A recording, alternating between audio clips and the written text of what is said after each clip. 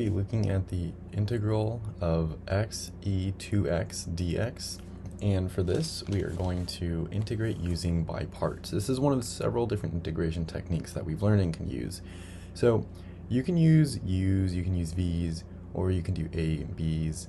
I like using and starting out with a and b's. That way if we integrate more, we can just go down the alphabet. So we're going to write a table for this. We're going to have our a, we are going to have our dA under it, and then across from this we'll have our b and then db. Now just like with our u subs, we want to identify the problem part. That's going to be this e2x, and this e2x is going to be paired with our d of x, and that's going to go in our db.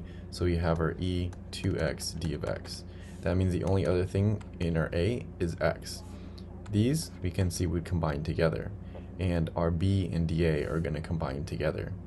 So that means that this x right here is going to go right here, and when we derive it, we are going to set this equal to just a dx.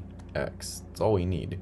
For this b, what we're going to have to do is basically integrate this part right here.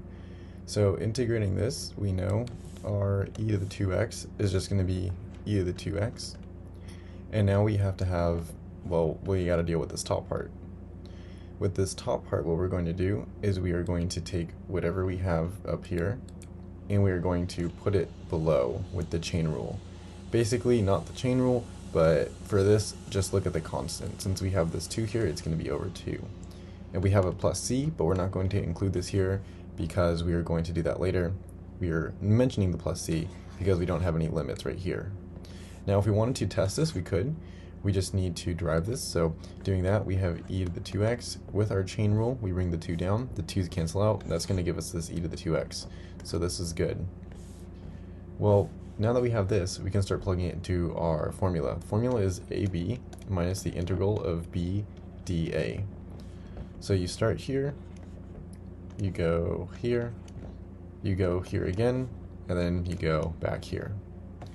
What that looks like is plugging in our values. We're going to have our x.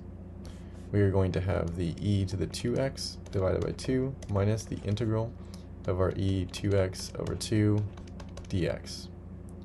Now what we're going to do is just integrate this. So we're going to have x e to the 2x over 2 minus the 1/2 out front.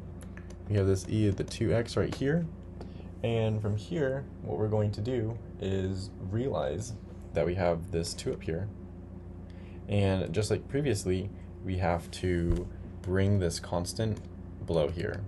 So it's going to be over 2, and then since we don't have limits, it's going to be a plus c.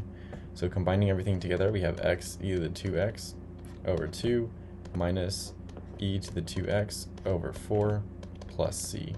And that's how we would integrate this using by parts. We could factor some things out, but that's also not necessary.